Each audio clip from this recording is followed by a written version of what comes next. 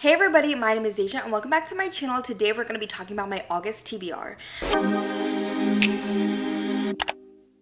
I'm really excited for August because July was so fun. I participated in many readathons, mainly my own, which is Tarot Readathon, which is a competitive team-based readathon. And I feel like when you host a readathon, it's kind of way different than just participating. So I feel like I was super involved in that. And I also did Summerween, which I have some vlogs about on my channel. And then I also did July Noir, which I low-key failed July Noir, which I'll talk about more in my wrap-up, but I did kind of fail. I actually definitely did fail.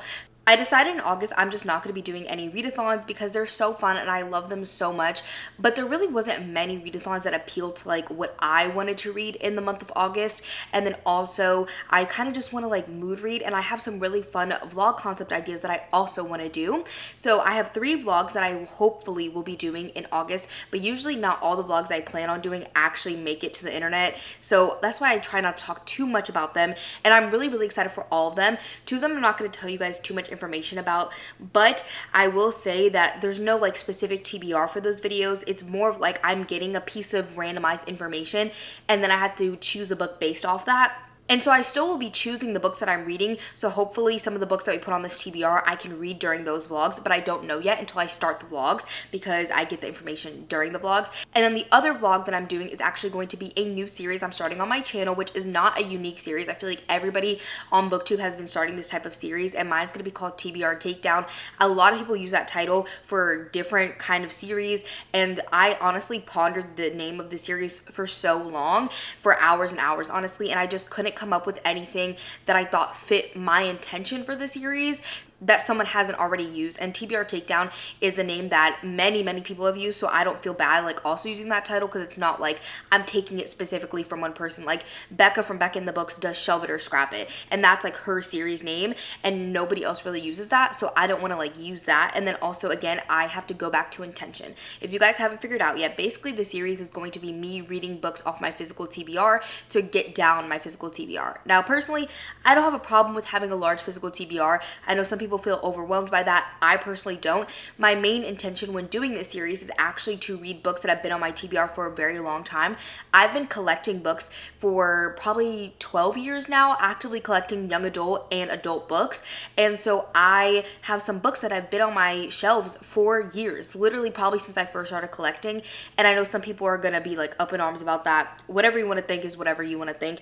Personally, I'm like, you do whatever you want to do with your money, how you're reading, whatever, I don't care. But for me, I'm just like, okay, there have been books that have been sitting on my shelves and I do want to get to them, but they're not like the shiny new releases, which is always what I am drawn to read because they're new, they're what's everybody's talking about, it's what's popular. So I feel like this would be a good opportunity for me to read some books that have been on my shelves for a long time that I do really want to get to, but just aren't necessarily drawn to all the time. And the way that I'm going to be doing this usually is going to be from my TBR jar. She's not finished yet. I know it looks like there's like no space, but you can squish them down, okay? But this is my TBR jar. You guys probably know her. I have done a couple different things with her, but I am revamping her completely and putting in every single book that I own because I did a huge unhaul a couple months ago where I unhauled like 300 books, including books I read and TBR books. And also when I was at college, I feel like some books slipped through the cracks where I hauled them, but I didn't track that I hauled them because I use an app to track all of the books that I own.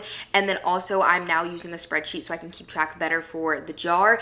But basically most of the episodes in the series are going to be me pulling books from the jar.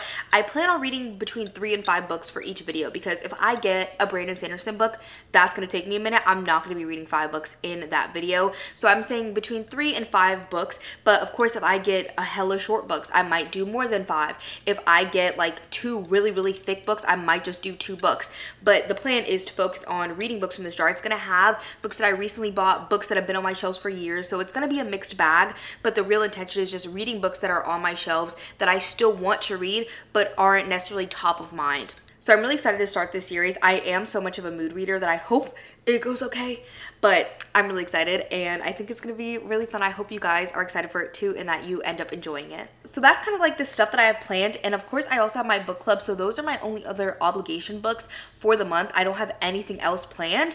For my book clubs this month, I have 2. I'm in 2 book clubs actively. Sometimes I join in like other booktubers book clubs and stuff like that, but I'm in 2 actively, and one of them is my Patreon book club. And in the month of August, we're gonna be reading Not Quite Dead by Holly Jackson.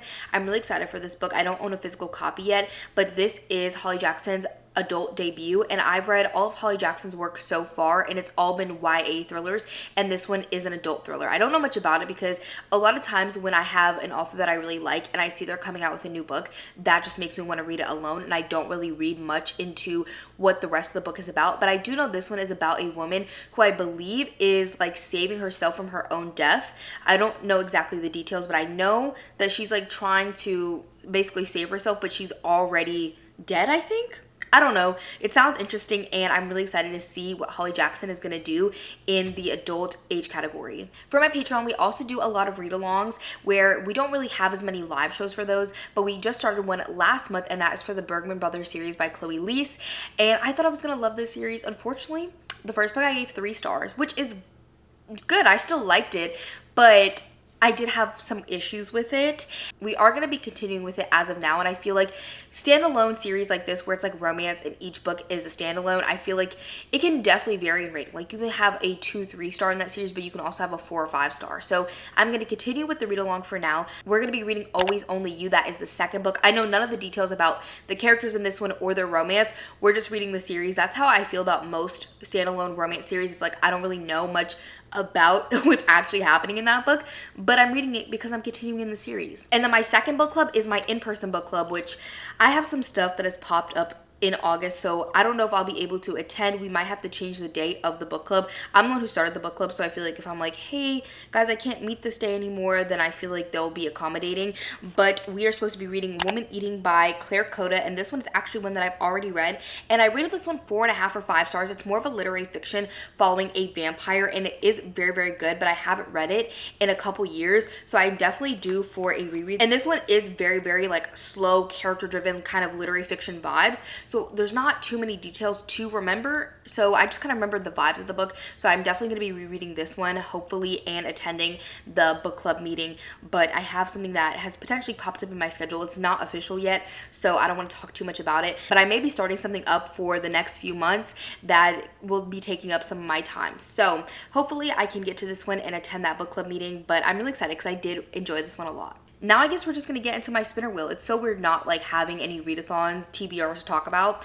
I have actually revamped the spinner wheel because you guys probably know that I'm always having issues with the spinner wheel. Like she's always causing me trouble. The website I was using is glitchy, but none of the other like wheel sites that I saw, I liked how they looked as much. I saw some people using this website called wheelofnames.com, and that one seemed to run much smoother, be a lot easier and like user friendly, and also looked pretty decent. So I'm now going to be using that for anything that I have to do spinner wheel related. So here's the new wheel. It's a lot easier to customize the colors. So I went with summer colors because we do have 1 month left of summer. So I'm hoping to get some summer books on this TBR. And I also was able to customize the sound. So let's hope that it works because I did this weeks ago. And let's just see what our first spin is for the month.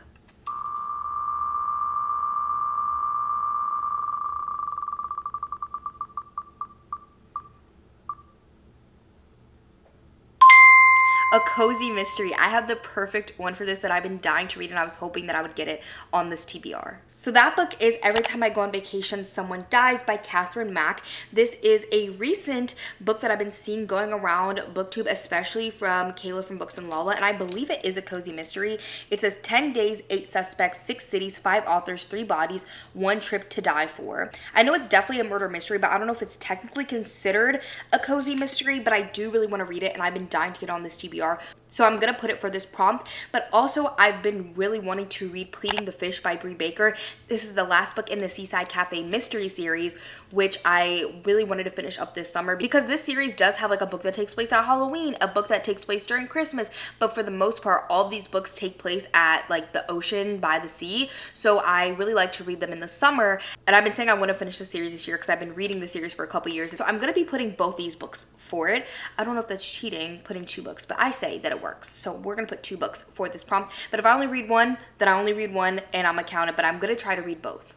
I'm not going to remove the prompts off the wheel because I want to keep them on there for next month. But if I get the same prompt, I will obviously respin. Let's move on to the 6th spin. Or the second. Why did I say 6th? The second spin.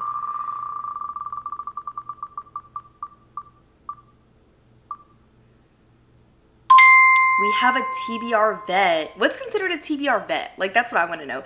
Is a book that's been on your TBR for 2 years a TBR vet? Because to me, that's not a TBR vet. I think it depends. Because as I said, some of these books I probably had on my TBR for a decade. I picked a few options. I don't know what I'm going to go with yet. I don't know. Some of these, I don't remember how long I've had each of these because, as I said, I have that app that I keep track of, and it does take note of the date that you scan the books in. But since I was revamping everything and I unhauled books and things were confusing, I completely deleted everything and rescanned it in. So it says everything was scanned in this year. So I don't know how long I've had these. And I think all of these books I probably got before I even started using that app. And since this month I'm starting the TBR jar, I really wanted to go with books that I feel like I wouldn't normally pick because they've been on my TBR for so long. So that's why I'm choosing these books. And these ones are actually all put as well on my summer TBR, but I also put new releases on there. So I know these ones I probably won't get to by the end of the summer unless I put them on this TBR. A lot of these are YA books because a lot of my TBR vets are YA books because I was a young adult not that long ago. I have two that are more like romance. The first one is Love and Luck by Jenna Evans Welch. This is the second book in the Love and Gelato series. I remember really liking Love and Gelato when I read it years ago, and each book in the series follows a different location that they're going to. So the first one is Italy, this one Love and Luck is Ireland, and the last book is Love and Olives, which is Greece. And then I also have Amy and Roger's Epic Detour, which I know is a road trip book. I feel like these books I may not finish. I may DNF them if I start them, but that's still getting them off my TBR. And then the other YA book is a horror book, and that is Cloud in a Cornfield by Adam Cesar. And this one I know has a movie, and I've been wanting to watch it even though I don't think that it's that good from what I've heard. I know this one has to do with the town. I think a girl and her father move there and some weird stuff starts to happen and there's a killer clown. And then I also have Archer's Voice by Mia Sheridan. This one has been on my TBR for years, probably since 2020, 2021. I feel like this one too. This one came out in 2020, so these ones have been on my TBR probably for 4 or 5 years. These books have been on my TBR for even longer. I could tell you this book literally came out in 2010. I probably have had these books since 2015, 2016. So I feel like I should go with one of these. And I think I'm going to go with Love and Luck because I know that I like the first book in this series and I think this one will be fun. This one I'm a little bit more scared to read. I don't know why, but I get the vibes I'm not going to like it. I have read Morgan Matson before, but not in a long time. But I feel like this one I might have better luck with. Hence the title, Love and Luck. So I'm going to go with this one. Now we're going to do the third spin.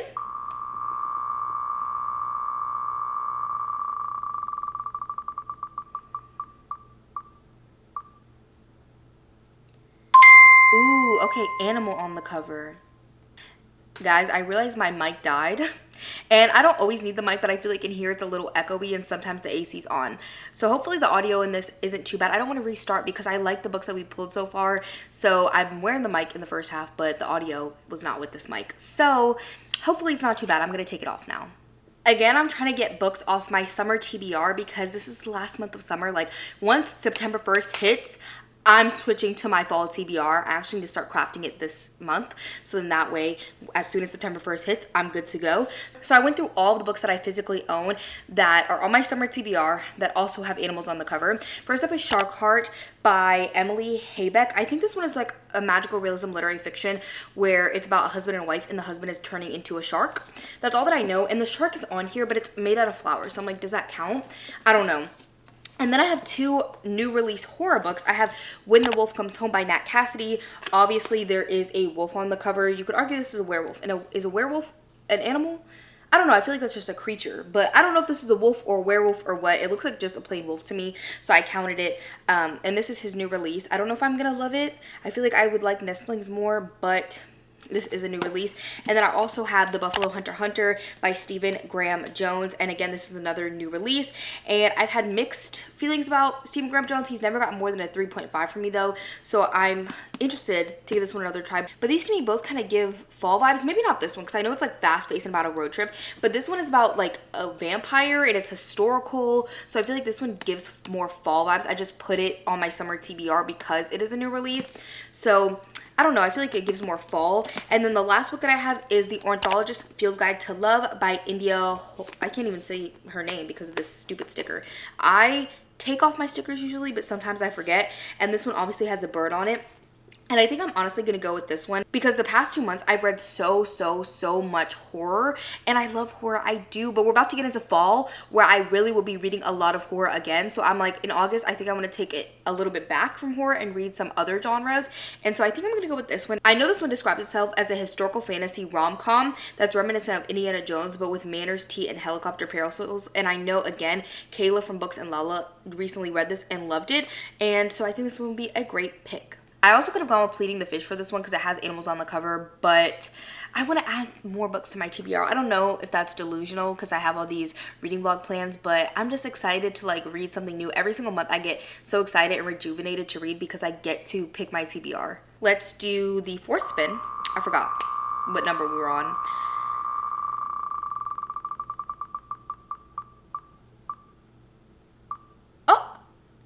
Wait, we actually got TBR jar, and that's kind of crazy because I'm not done with it yet. So we can either pull from what I have, or I could do like a random number thing because I have everything from the TBR jar in a spreadsheet. So I could do it that way, but I feel like it'd be fun to choose, and then this book I can include in that video. Okay, my most read genres for the most part are not in here, and it is categorized by genre in the colors, but I feel like it's gonna be so hard because there's so many papers. I'm gonna like mix them up once I do the whole jar in like a separate container, but let's just see what we get. Okay. Oh, hella papers are falling. I actually got a blue paper, which I was not aiming for. This is a thriller. I have so many thrillers, but thriller is one of my most read genres. So I was trying to aim for a different genre, and I dug in there, but I still got a blue. So let's see what it is. I got You're Invited by Amanda Jatissa, which is actually also on my summer TBR. Let me go get it really quick. This is honestly very weird and ironic. I'm so surprised I got this book, but here it is. And I know this one is a locked room kind of thriller, which it's not always my favorite, but I do like it sometimes. And it says, what could be worse than your ex-boyfriend marrying your childhood best friend getting accused of her murder? So I guess the best friend gets murdered, and I know the author is Sri Lankan, I believe, so it takes place there. And I am excited because it has to do with a wedding, and that's why I put on my summer TBR, because I feel like spring and summer scream wedding season to me. It probably is wedding season. You can let me know if you planned a wedding, you're a wedding planner, or have anything to do with the industry. Spring and summer is the wedding season, right? I guess it depends on the location as well. Anyways, to me it is. So I'm really excited to read this book because I didn't know if I would get to it before the summer's over. So I think this is a great pick. The spinner wheel and the jar are being so nice to me. I'm gagged. I might do 6 spins, but for now I'm just gonna do the 5th one. But this might be the last one. I don't know. We're gonna do 5 or 6.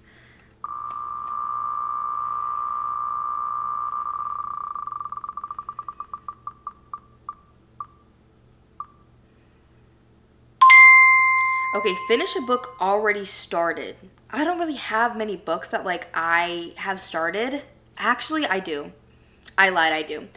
So finish a book already started. The only option that I really have is The Count of Monte Cristo. Me, my sister, my mom, and a couple of my patrons did a buddy read of this starting in May, and it was supposed to end in June. Most of us fell off about 50% of the way in, which is what happened to me because I went to Texas and I never picked it up on that trip or after when I came back at the end of May.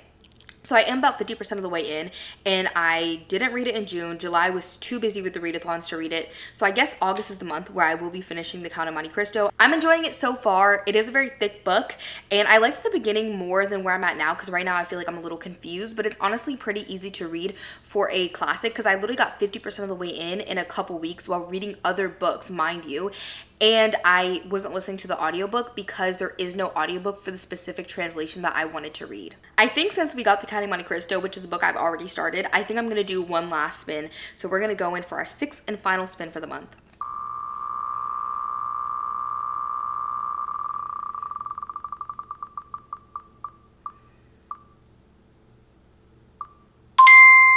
A book I didn't think I'd ever read.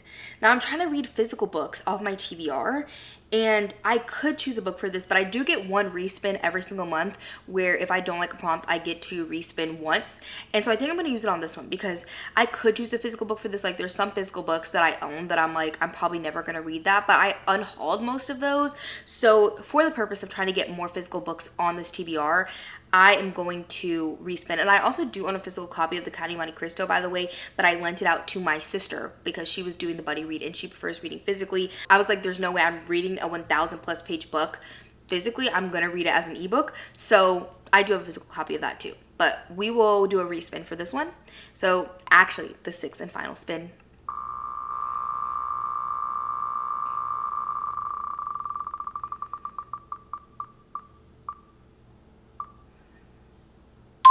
Okay, we do have finished a series. Now again, I could go with Pleading the Fish because I already want to read that, but I may go with something else.